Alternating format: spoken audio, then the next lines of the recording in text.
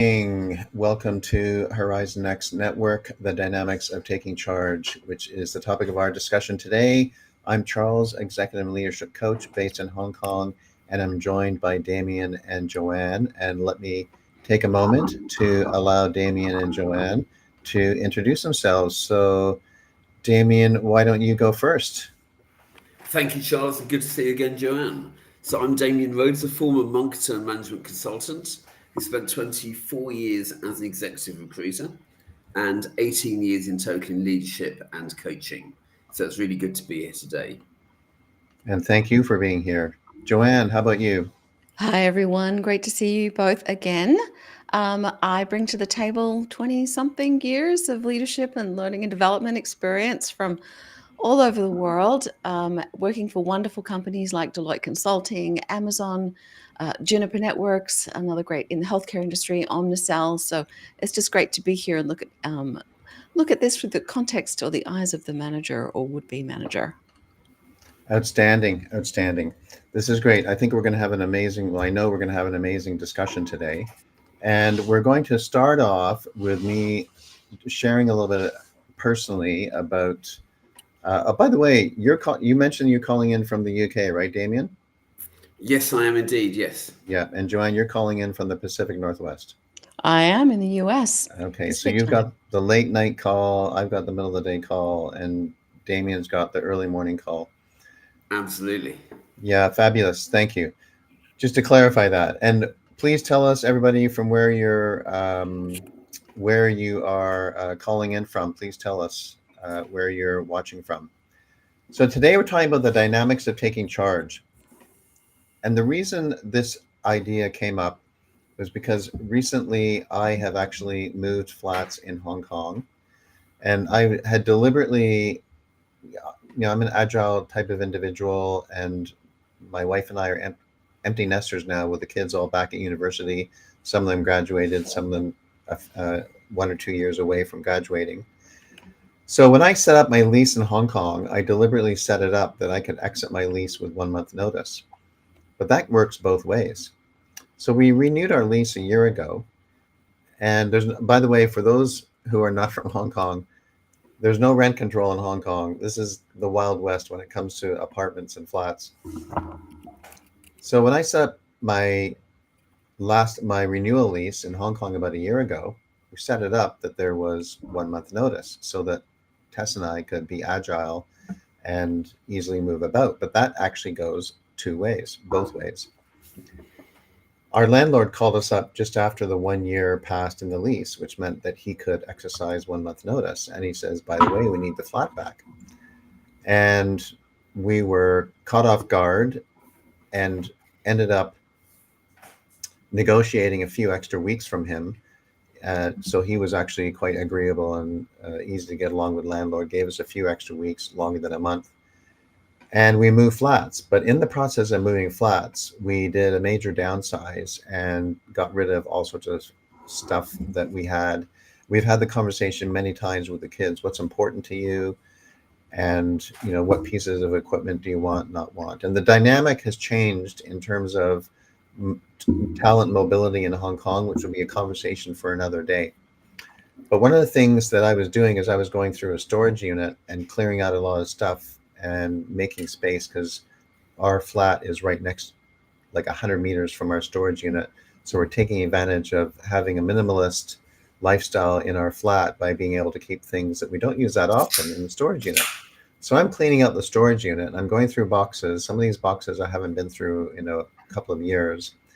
And I came upon a book. And when I first saw the book, it didn't actually register what this book was. It was one of those experiences where I was in a bookstore staring at a blank cover that just really meant nothing to me.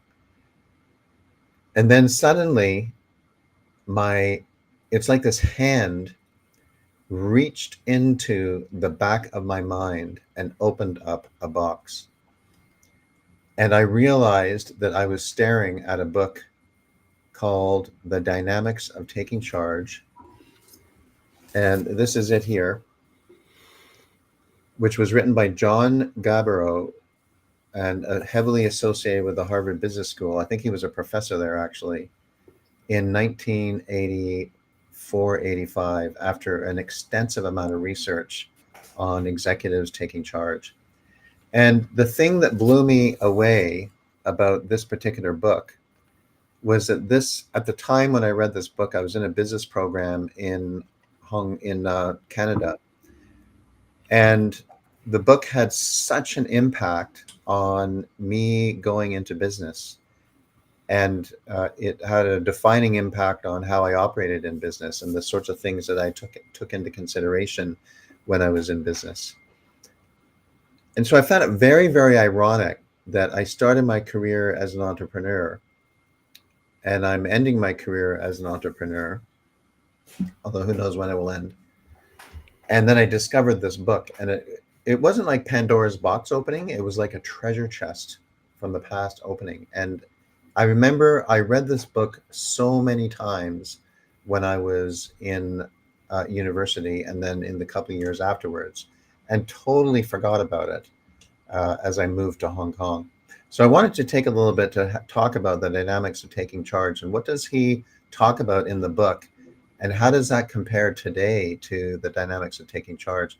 Some of the things that he talks about, I believe, are actually still quite relevant. So Gabero in his book talks about 4 phases that when a leader goes into an organization to take charge of the organization, to lead the organization. And the context of him being involved in this was the 1980s, when there was a lot of restructuring going on and a lot of turnaround. A lot of companies were struggling in the 1980s. I think there'd been some economic downturns, and a lot of executives were being placed into companies to turn around executives. And there was a lot of business writing about being a turnaround artist. So that may or may not have affected him doing the research and what he wrote about. So he talks about when you're taking charge of a company, the leader comes in and they take hold and they pick the low-lying fruit. Then they go through immersion when they're learning what else there is to do. Then they go through reshaping when they're going through major change efforts. And then there's a period of consolidation when they're settling in. And then there's refinement and fine-tuning as they're fine-tuning different things that they're going through. And if you actually look at what this looks like, he would say it would look like this. So the number of significant changes. So within the first 6 months, he would say that leaders that come into an organization actually make a lot of, this is the low-lying fruit stage. And then as he goes through the next, this is the taking hold stage, I guess is how he would articulate it. The immersion. So immersion would be down here, and then taking hold and reshaping would be the next high here. And then this phase here would be the 24 to 36 months would be the refinement stages. And then the other thing that he talks about is, in terms of key messages and narratives, well, there's waves of significant change, which I've reviewed here. And primarily during the second and third reshaping stage is when there are the biggest waves. And he also talked about the importance of prior experience. So in his research, executives that were coming in and did not have prior experience in either the industry or in taking charge of an organization were less successful. And he was actually also doing longitudinal studies. So I believe that he did several studies over a 3-year period, which aggregated into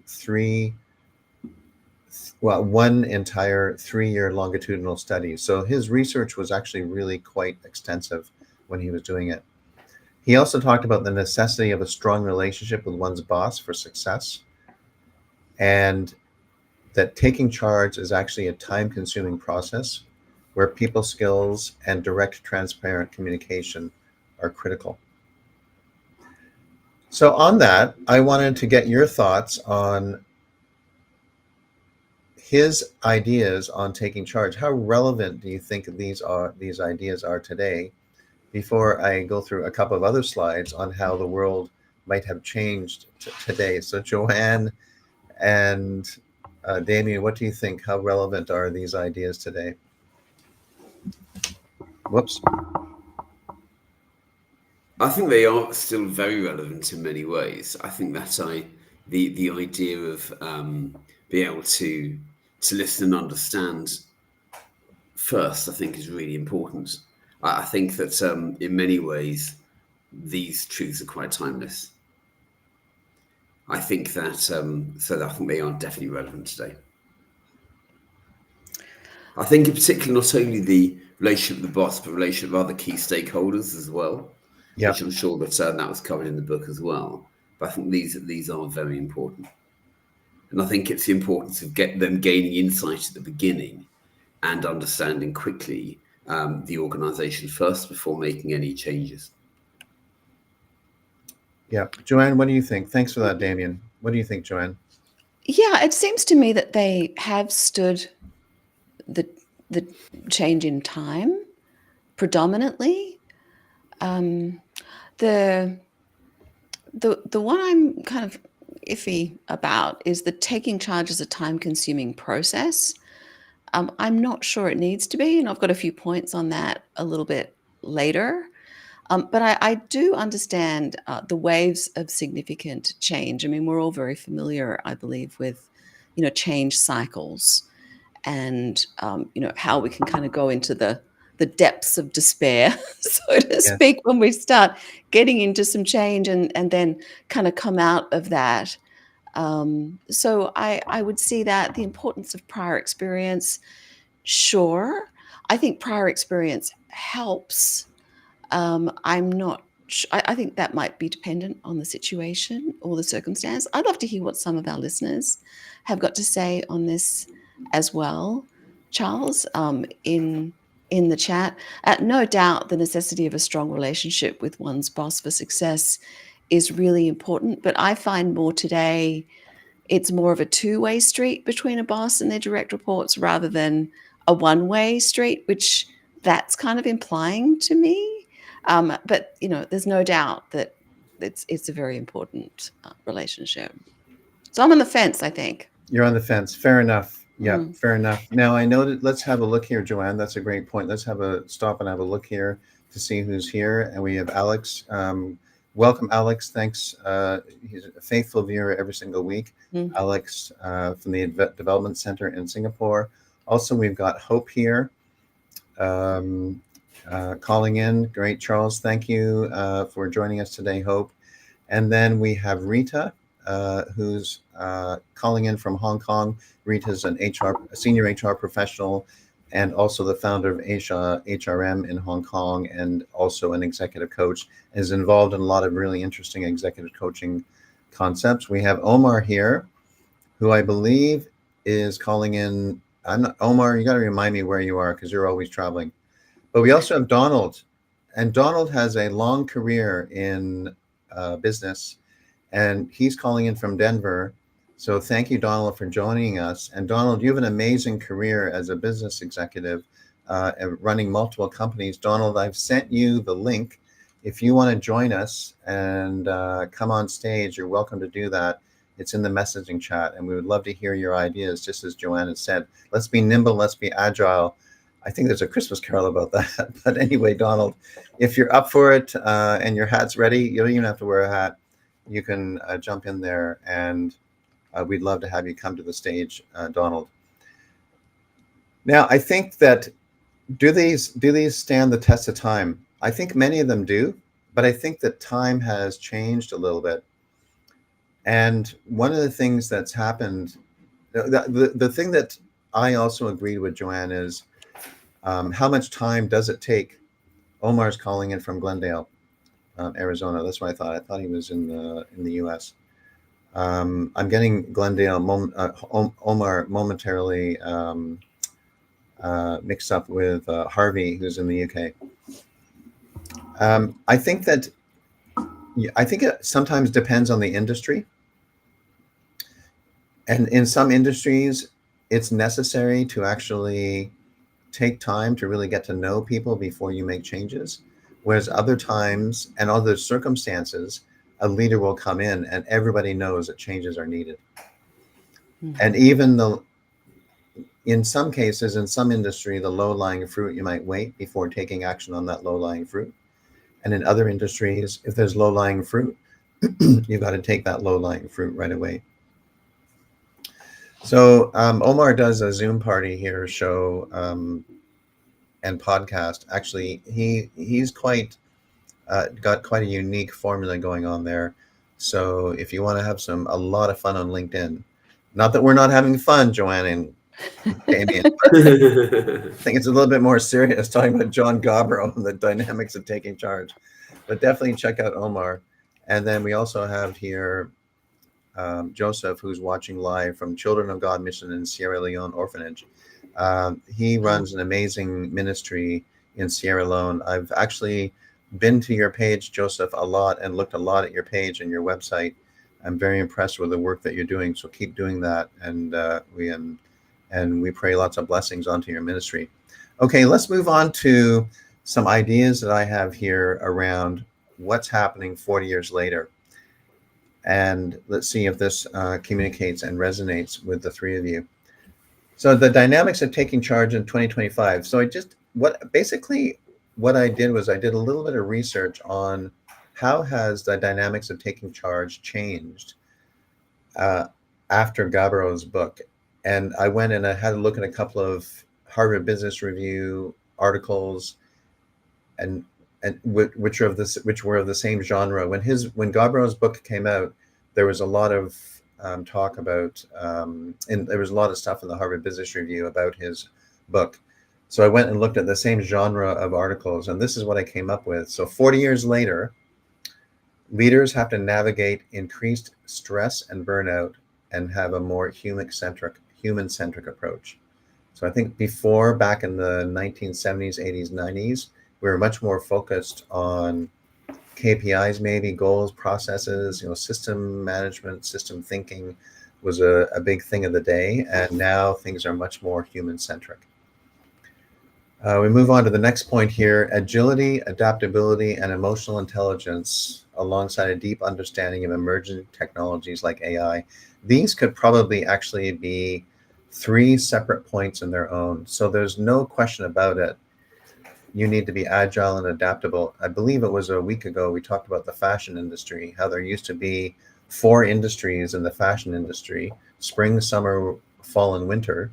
And now there are 365 days in the fashion industry. And retailers, particularly high-end retailers or retailers with fast-moving goods, are tracking things on a daily basis to figure out what's hot, what's not. And then they pivot immediately within the next day or within a week to sell into immediate demand that consumers are demonstrating in stores. That requires agility and adaptability. Emotional intelligence was not, I'm sure there were emotionally intelligent leaders. There were lots of case studies of emotionally intelligent leaders. Sounds like Gabro was actually one of them. But it wasn't something that was talked about in that day. And it was really Daniel Goldman that coined the concept of emotional intelligence, probably about 10 years after Gabro's book came out. And then emerging technologies. So there were emerging technologies back in the 1980s, but since then we've had the internet, and now we have AI, which has really made things complex. The next point in terms of dynamics of taking charge is balancing innovation with well-being. So this has to comes down to the speed at which organizations are moving at and the expectation for speed. So just earlier today, Rita and I had a LinkedIn Live together where we talked about corporate clock speed and how much it has sped up. But when you have fast corporate clock speed, there's a cost to well-being.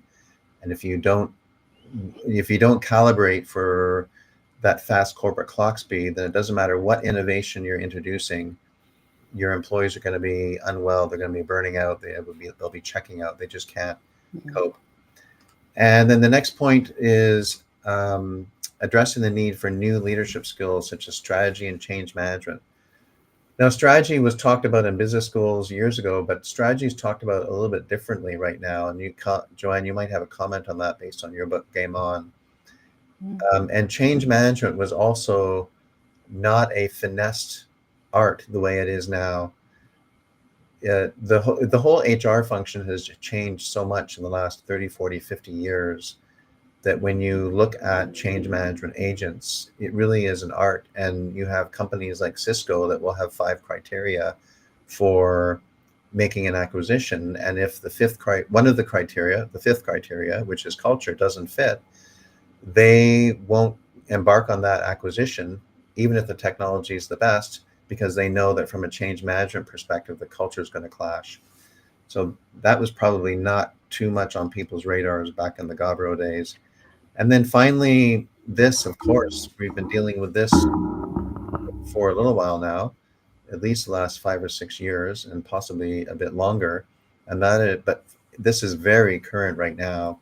And those are the economic geopolitical shifts and the impact on supply chains. The planet is much more integrated. The economy is much more global than it ever has been in the past. And that is something that leaders really need to calibrate for when they're managing.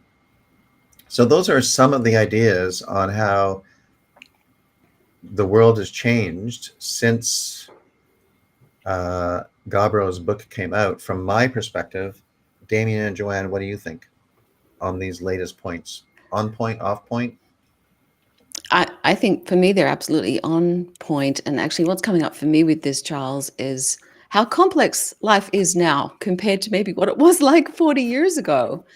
Just in terms of the content of what you've just shared here and what that author was talking about 40 years ago, there's just so much more complexity in everything that we do. And I think AI is taking away, well, I mean, we could have a conversation about that too. Is AI adding to the complexity or is it helping? I think it's probably helping in some of the most basic tasks that AI can now do that we don't need to do.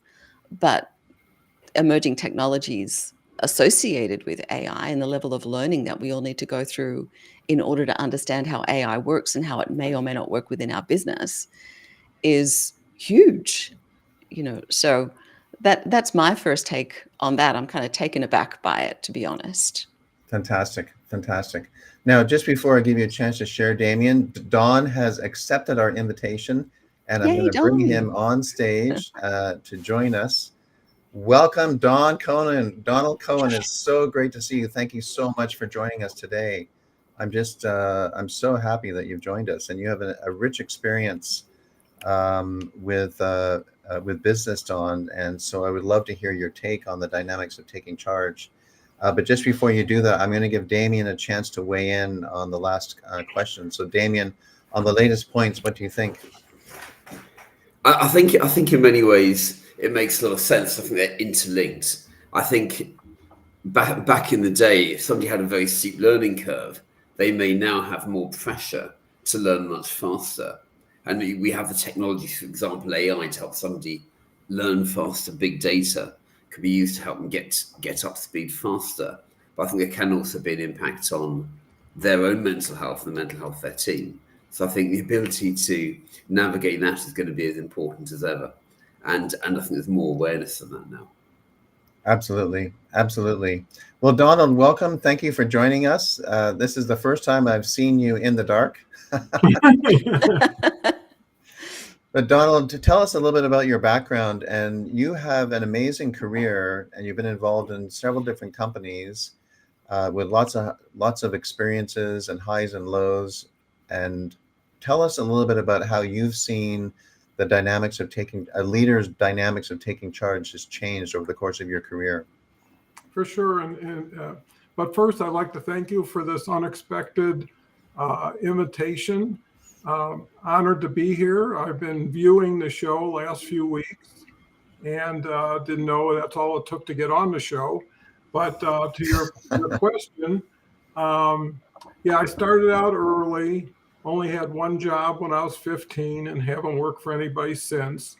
And started my first company and grew it from just a small retailer to a national mail order player, and then moved to Denver, started a part-time business, which became an Inc. 500 company the first 3 years it could qualify, and was the fastest growing business in Colorado one of those years, and transitioned from retail to e-tail, really one of the first adopters, and it was a pioneer in the e-commerce area, and then transitioned to a third-party drop shipper working with all major marketplaces. And it actually was one of the first of only 6 companies at Walmart.com started their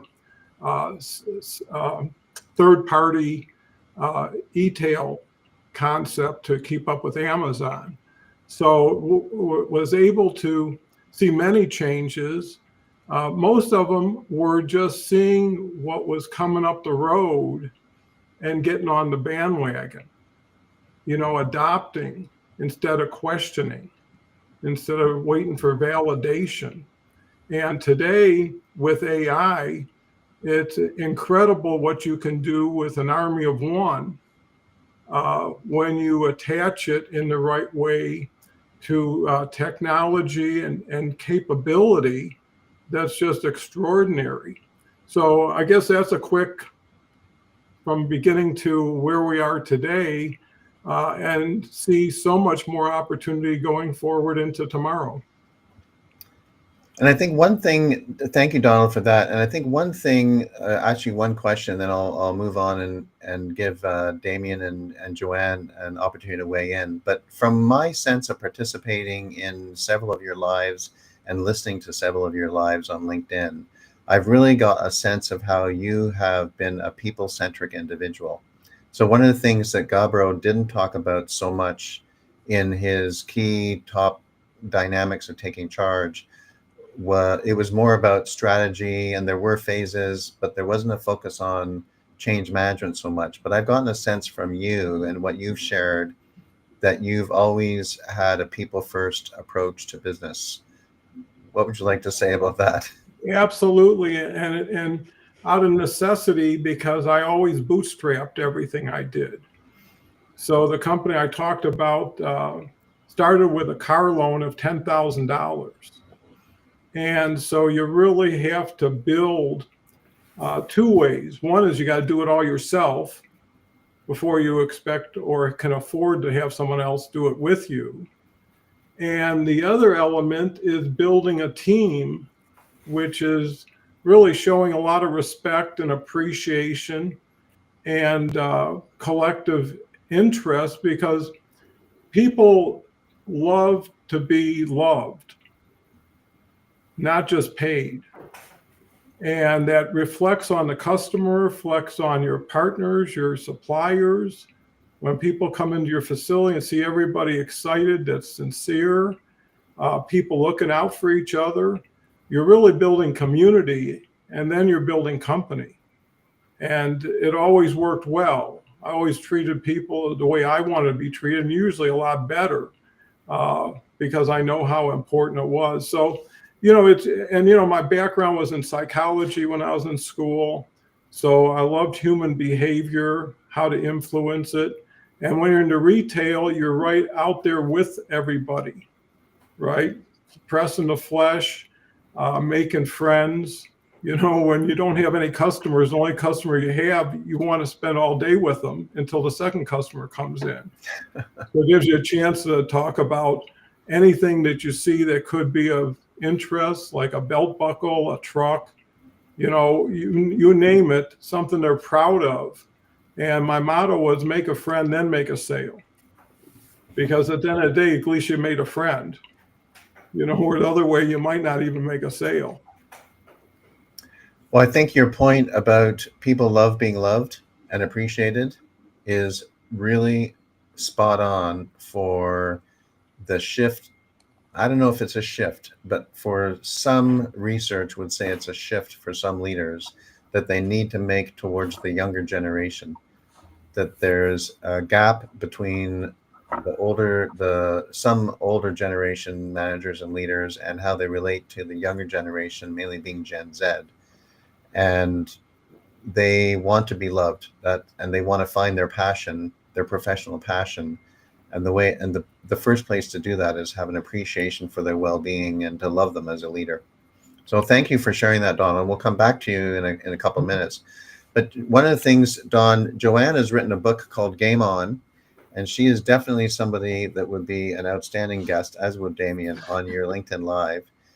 Let me just see what I can do here. And well, Joanne, from a person from an author who's just in the last year written an updated book on Game On. There we go. I'll also show it here. This is the book here, so you can just a blatant call out there. Game On is management your best career play.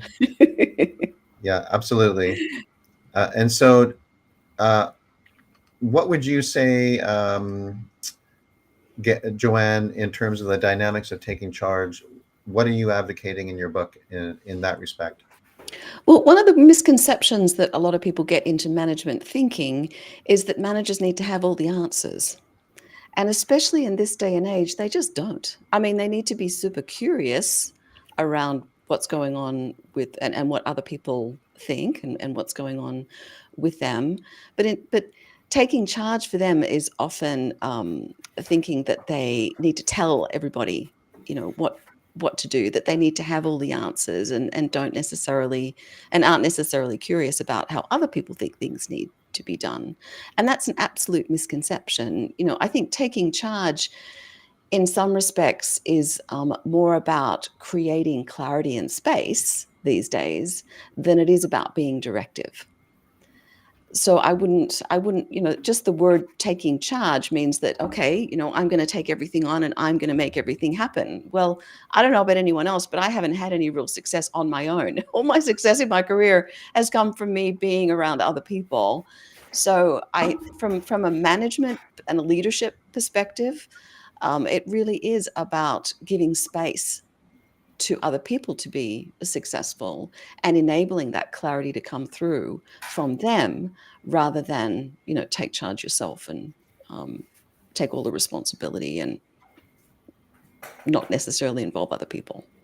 That's really a great point. Now, how would someone do that if a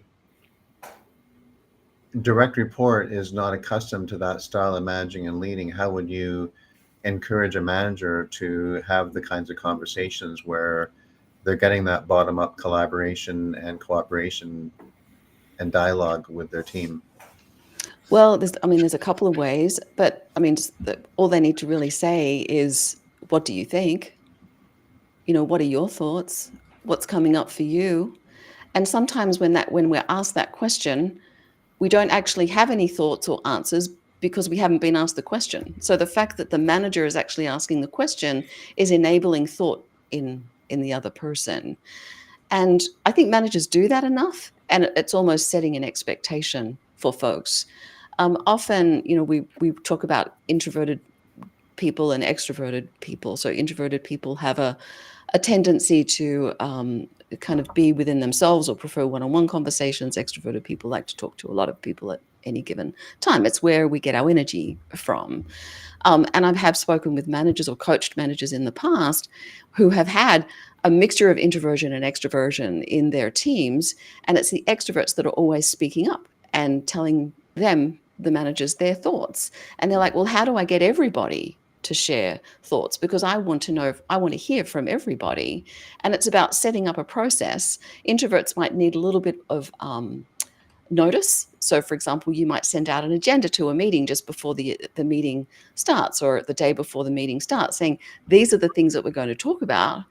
And these are the things I want your input on, to give the introverts a little bit more time to think about it. The extroverts tend to just kind of come up with stuff off the top of their heads anyway, so they don't need as much notice. But, just try to balance things out a bit, and then literally go one-to-one throughout your team during the team meeting, asking for everybody's thoughts and showing appreciation throughout that process.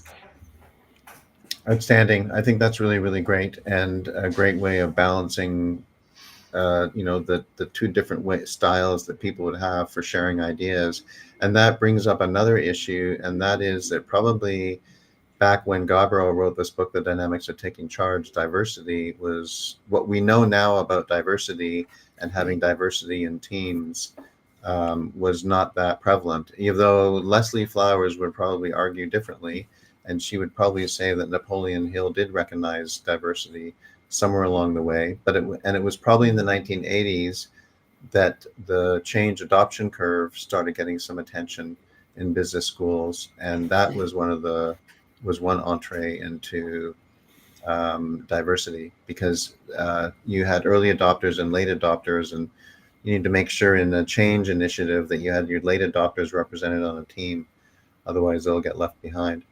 So, Damien, let's suppose you have an executive that you're coaching, and that executive has just taken charge, and they're sort of wondering what they're going to do. What questions would you be asking that individual as they're taking the reins of a new leadership position?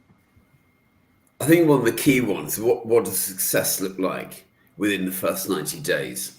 I think asking what that means at the beginning, I think, is really important. And to also ask what they know about the organization and the people involved in it. I think that's going to be really important. So what are the expectations of you in this role, both formally and informally? Because obviously there might be a formal job description.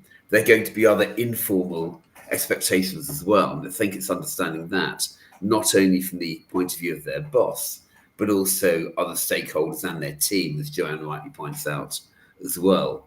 I think also to ask what they expect to find most challenging, and to also ask what they already know about the whole organisation, the culture and dynamics.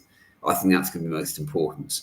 And I think I think the key thing about this is making sure we uncover their strategy to have some quick wins while also listening carefully and building those relationships at the same time.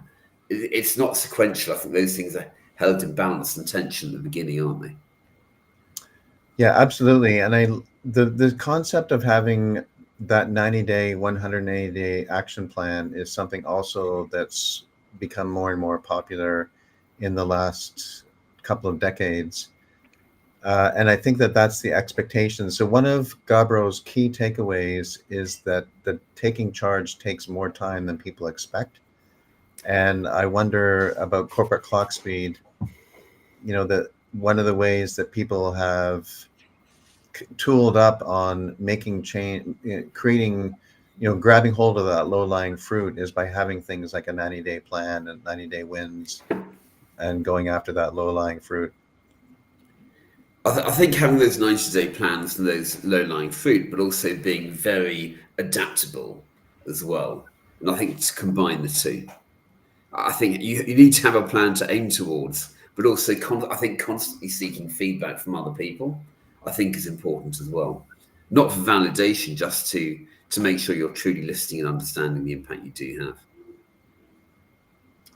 Absolutely. So, Donald, coming around to you then, if you were advising a leader who had just taken charge, how would you coach them? How would you encourage them now? And how might that have been different from where your career started? Great question. Thinking about it, I see the future as not being very training or directional oriented, as opposed or the focus being on motivation to get people to do more work or to get to work. Because with AI and with chat and all that stuff, you can get any kind of information you want, as detailed for as long as you want. But it doesn't mean you're going to actually go to work or be a good worker. So I think a lot of it's going to be based on attitude, motivation. What can humans do with humans that only humans can do with humans? And allow that person then to take advantage of all the capabilities. So it's really using the best of what we have to offer, and assuming the old way of doing things, which is not going to work in the future. So people are going to have to be more dynamic, and they're going to have to be more responsive because it's going to be a highly competitive business with everybody having so much more horsepower. Is how do you keep people balanced? How do you keep people focused? And how do you have some level of satisfaction and enjoyment and reward? So it's one thing to get the job done, is another thing is how do you feel when it's done? And does that lead you to your next situation? So I think clarity is going to be very important, and a workout buddy, if you call that your manager or whatever, is going to be a highly appreciated role. That's a great point. And also recently, in the last couple of days, I came in contact through the HKU, the Hong Kong University Lead for Life mentoring program. I just started my third year with another batch of mentees. And one of the things that HKU was sharing was some research around how many Fortune 500 companies, 71%, have mentoring programs, and that they find that a employee, a manager, a leader that has a mentor within the company, like that kind of buddy concept, gets promoted 5 times faster. And it was startling. I knew that mentoring programs were out there. I didn't realize there were as many as 71%. But in situations, so I'm not going to direct this question to Joanne in the next question, and then I'll give everyone a chance to answer it.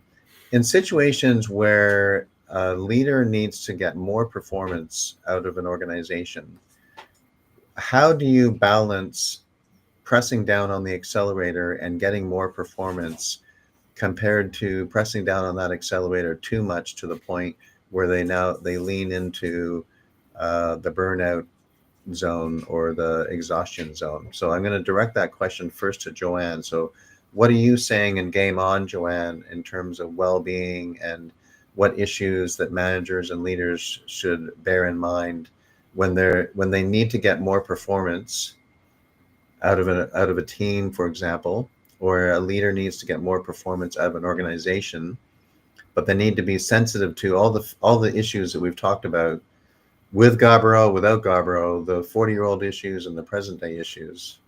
Mm-hmm. What would be your response to that? Yeah, it's a good question, and I think you can hear the complexity in the question itself, right, around this exact topic.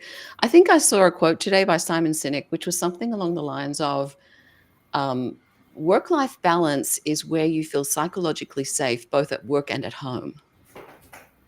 And that really resonated with me, because I think it's a really nice balance that managers need to be aware of, that managers get their direct reports for 8, 10, however many hours every single day, which is a significant amount of time, but their direct reports are human beings who have a life. And, they're like, I have a husband, I have a daughter, I have, best friends, I have siblings, I have previous bosses, I've got a book to launch, I've got a business to run, I've got clients to, there's a lot going on just for me to say off the top of my hat in 2 minutes, let alone what might be going on in the reality of anyone's life at any given time. And for me, that's something that managers need to be more aware of now more than ever. I did a video this afternoon, which I posted up on LinkedIn, Charles, which is along the lines of, with the impact of AI on management and leadership, I really believe that the managers that don't look after the well-being of individuals, that don't think about empathy, that don't think about communication, that don't think about all of those things that we've been talking about today, will be outdated by AI. They'll be found out because there's more to the role now than there ever has been. And managers who are simply task focused or focused on just getting the job done without looking after their people are going to be left by the wayside, in my opinion. So folks might want to kind of check that out too. But it's a really important thing for all managers to be aware of now more than ever. I totally agree with you. Absolutely, 100%. That it is just a matter of time before the tolerance for poor leadership behavior is just not going to work. I think one of the issues that we have at the moment is that there's a a bit of a, I don't know what the word would be. I don't know if you would call it a crisis, if you would call it a failure, but there's definitely on the world stage, and I'm talking about the US here. There are examples in the US, but there's examples all over the planet where there's been leadership stumbling. And, you just look at this week, it was announced that one of the countries has gone through their 5th prime minister in 5 years.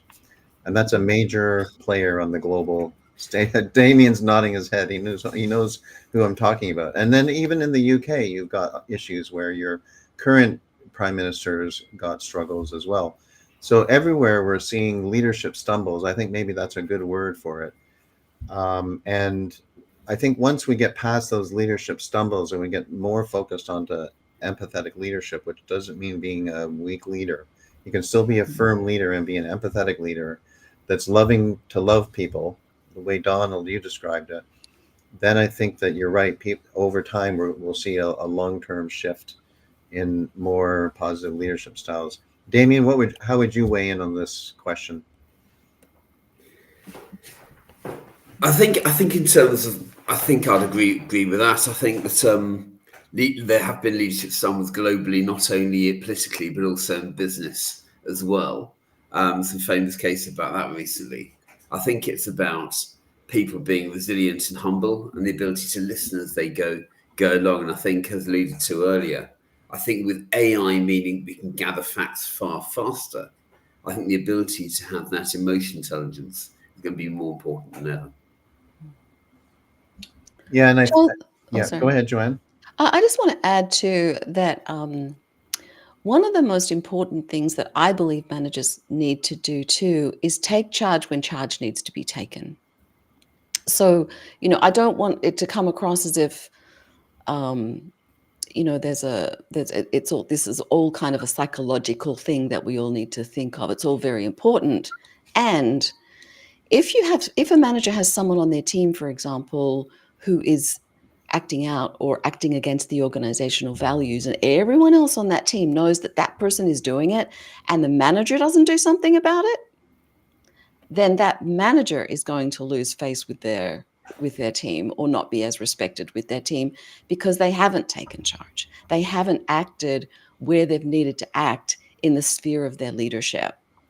So this gets to the complexity of things, I think, that we've been talking about, but it is a fine balance. I think that's a great point, Joanne. And to give you really an extreme example of that, and just before I give you that extreme example, as you all know, I worked with Landmark Education and Transformational Technologies for several years, and they actually have what they call operating states. And one of the operating states is when you have a problem, you declare a breakdown, and the leader steps in and they take firm control. But they're doing it in a way that they're declaring the breakdown and they're taking firm control in a way that everyone's like, yep, we got a problem. And right now, Charles, Damien, or Donald, or Joanne are the ones that are going to help us navigate this. So for the time being, it's whatever they says. So the extreme example is when the pilot says, put on your oxygen mask. And when the oxygen masks drop down from the top of the plane, you don't sit there and say, I don't know, let me think about that. I need to collaborate on this concept. No. That's right. That's when there's an emergency and the leader, the pilot of the plane, says, put on your oxygen masks now. So you do that, right? Okay. Yes. Or if your child is heading towards the toaster with a knife, looking at getting a piece of toast out of the knife while the toaster, you don't just go, well, let's have a conversation. You don't. You just say, don't do that. That's right. So Donald, how would you weigh in on this topic? And we've looked at a couple of different slices of this issue. The original question to Joanne was, when a leader does need to get more performance or high performance out of their team, how do they do that in a way that they're still being an empathetic leader, but being firm about their expectations? Well, I think being relationship-based and individualizing and personalizing your communication and understanding and awareness will tell you what you can expect from everybody and what's expected of them. So just like a jigsaw puzzle, everybody plays a piece, but everybody's different. It's how do you assemble it and then, organize it and have those continuous understandings, right? I mean, we were on the same page, and now this happened, or this is about to happen. We're going to have to, change also. It's going to be the speed in which understanding and remedy show up at the same time, and that, if you're looking at productivity, time wasted, people not being organized, having imbalances, just tears down that esprit de corps. You want to have victories, you want to have big achievements, and you want to have big celebrations, and when you can get all that going, compare that to the companies who don't have any of that, who are kind of stodgy, kind of, memo, policy in writing, and I think the other key element is trust. There's so little trust these days between both sides. And there's so little loyalty, if you want to go back to when I started. You had businesses where you had 4 generations in that office. Mm-hmm. Yeah, right? good point. The grandfather founded it, and the son who built it, and the grandson who's now taken it over. And you got to shake hands and go to lunch and meet at trade shows. That was full on people with people. Now everything is a delineation. I'll email you first, and I'll text you, and then I'll send you something. And if we ever get a chance to be in the same town at the same place, it'd be great to have lunch or dinner. So I think those are the dynamics that a smart manager is an assembler now, is a conductor, not just an overseer. So anyways, that's my little insight. Absolutely. That's fantastic. What I would add to that is, you're right, the social contract is broken. And broken maybe not the word, but it's even in Japan, where you have a legacy of social contracts, you're seeing people who are moving more to project-based career, which is now even being redefined as a portfolio career, so that people have got many different jobs, as opposed to doing, projects which were like 3 or 4 years, and you move on to the next company with the next project, and so on. But the other thing I love about what all of you are saying, and then you just echoed it back, Donald, is how situational things are. So I don't have the source of this research, but I think I've mentioned it a couple of times. And that is that there was a study done within the last 1 to 2 years, I believe it was done in the United States, where they looked at multi-million-dollar well-being programs, and they looked at 2 meaningful career conversations per year, which included a conversation about well-being. So this is that tailoring aspect, which is, you sit down, you have a meaningful career conversation with your direct reports, one-on-one, you tie in well-being, and then in that conversation, you're tailoring it to the needs that people have and the issues that they need addressed, and creating those expectations and that alignment that you're talking about, Donald. And that when they did this study, they discovered that 2 career conversations like that, meaningful, which included conversations about well-being, was impactful as multi-million-dollar well-being programs, which would involve, yoga stipends and on-site this and on-site that and gym memberships and things like that. And yet the career conversations, if done properly by managers and leaders, cost nothing other than time. Yeah, that's fascinating. It goes back to building it's both building relationships and learning at the same time, isn't it? Yes. Yes. Combining those. Yeah, absolutely. And so I think, to your point, Joanne, yes, taking charge is, sometimes you just need to step in and you need to take charge, and you say, okay, put on your oxygen masks, everybody, whether it's in a business situation or whether it's in an airplane situation. And then there's other times when there's a lot of factors at play where you need to tailor and love the individual, and practice love as a leadership skill, practice empathetic leadership, which doesn't mean that you're not being firm, because you can still be a firm, empathetic leader.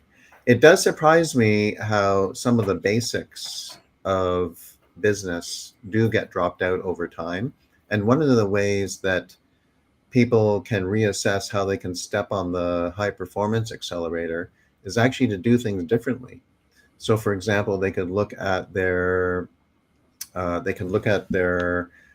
business and their department or their tasks, even as an individual, and look at the 80-20 principle. So 20% of the activities are going to create 80% of the results.